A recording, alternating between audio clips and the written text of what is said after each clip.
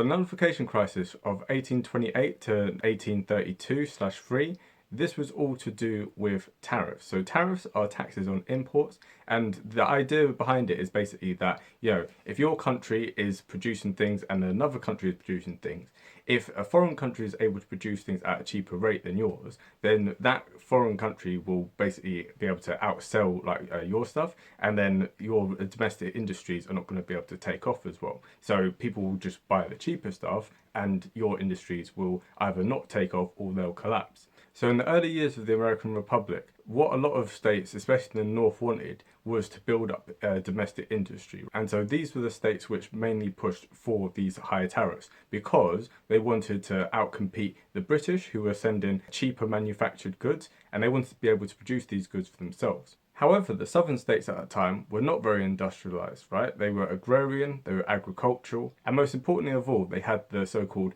peculiar institution of slavery. And so people in the South, they wanted to have cheap things, and they didn't benefit from higher prices because they didn't have any industry in the South. If you're mainly focused on slavery, you're focused on producing things such as cotton, such as tobacco, etc., and then exporting, right? And as we discussed in our previous video about what if the South won the Civil War, definitely check that out. A lot of America's exports at that time were pretty much dominated by the South, and pretty much dominated especially by cotton production, which obviously came as a result of slave labor. So the South was very hostile to these tariffs. They wanted to have free trade. Now, in modern times, for the most part, we've come to the conclusion that protectionism, which is having tariffs, is bad, and that free trade is good. Because although you might lose some industries at home, it means that on the whole, the vast majority of people get cheaper things, and then they're able to use the money that they would otherwise be spending on those more expensive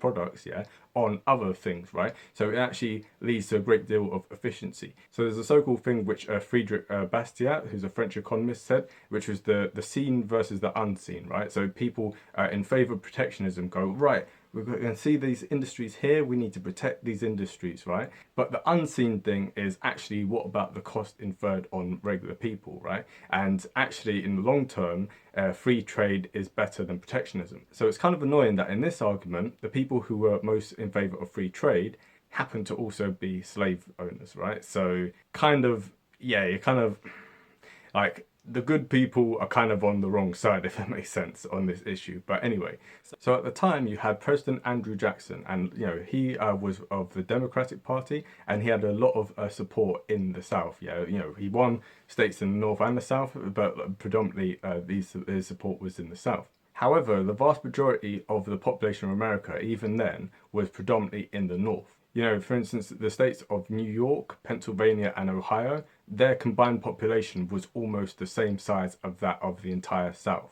So in terms of voting in the US Congress, they had a lot more sway than many places in the South. But we're going to get onto in a little bit just how much power the South actually had, So we can see this in the votes of 1828, 1832, and 1833. So in 1828, Congress passed a new bill, which was referred to as the Tariff of 1828, which later became known as the Tariff of Abominations. And as you can see on the screen here, they kind of had a point, because this was some of the highest tariff rates in all of American history. And this is part of what President Jackson wanted to do in order to pay down America's national debt. So actually he succeeded in doing this. He's the only president who actually succeeded in completely paying off America's national debt. And the way that he achieved this was through this tariff, So that was the rationale behind the tariff being as high as it was. However, as we can see in the votes here, it was an incredibly divisive thing. So although the total votes in the House were 105 to 94, when we split it down by region, we can start to see that actually it was a lot more divided than we might otherwise think.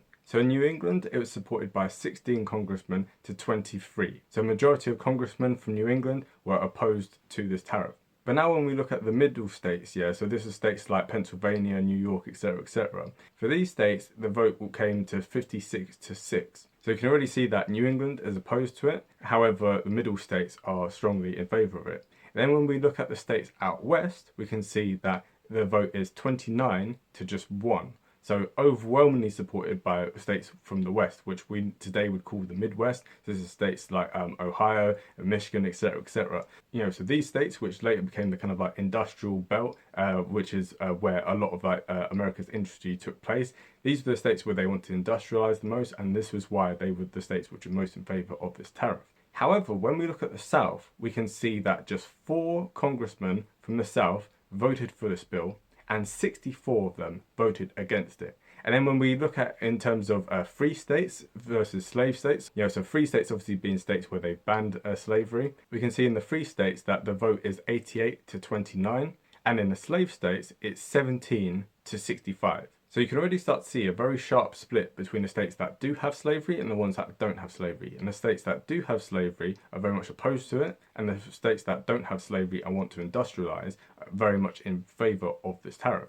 And out of all the southern slave states, the state in which it was hated the most was South Carolina. So President Jackson's vice president, John C. Calhoun, was a South Carolinian, and he was very much opposed to this tariff being implemented. So much so that he quit his role as VP and decided to stand up for South Carolina. And he, as well as many other politicians in South Carolina, pushed for something known as nullification. So nullification as a concept is something which was first floated about by Thomas Jefferson and by James Madison. So at the time of America's founding, you had a split between the founding fathers who wanted a more centralized federal government and ones who wanted more powers to the states. And Thomas Jefferson and James Madison were very much seen as anti-federalists, so they wanted more powers to be given to the states. And they proposed the idea that if a state didn't like a law passed by the federal government, they had the right to nullify that, which meant that they had the right to decide, no, we're not going to abide by this federal law, we are going to go about a different course, and if necessary, we have the right to secede, which means to leave the Union. And so it was on this principle that John C. Calhoun and other South Carolinians decided to take a stand on this issue. Now you might think that, okay, cool, it's a tariff, but like, come on now, just chill, okay? Just because a lot of people in your state didn't like it doesn't mean that you can just, throw your toys out the pram and basically, try to break away from the Union. However, people in the South felt very, very strongly about this, especially in South Carolina. So much so that in the election of 1832, they decided to run a party known as the Nullification Party.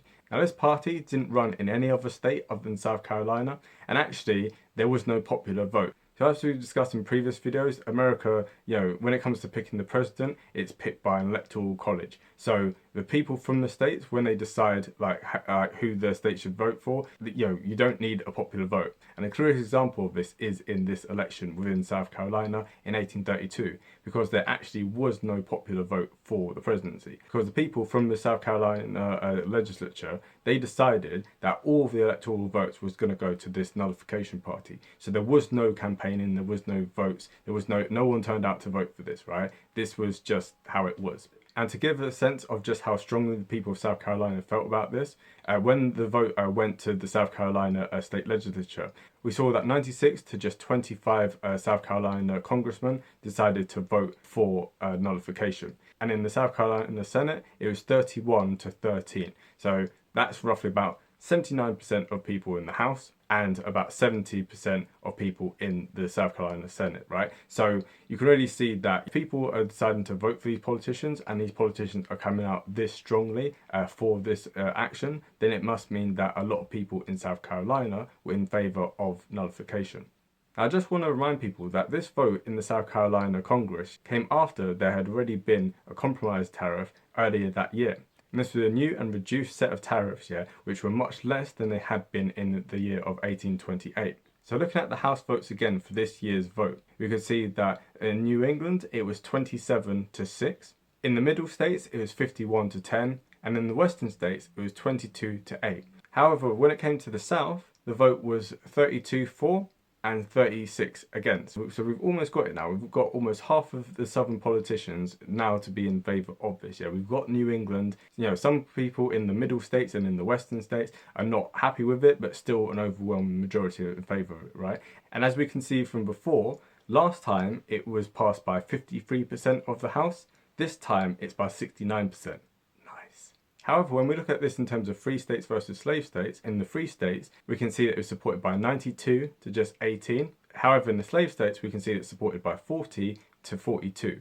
So again, it's still very, very close. Yeah, like kind of, like on paper, you've got 69% of the House being in favor of something. Yeah, okay, so what? Like some regions are not that in favour of it, yeah? You've got not just a majority, you've got a super majority, yeah? How much more does the South have to kind of be catered to in this regard?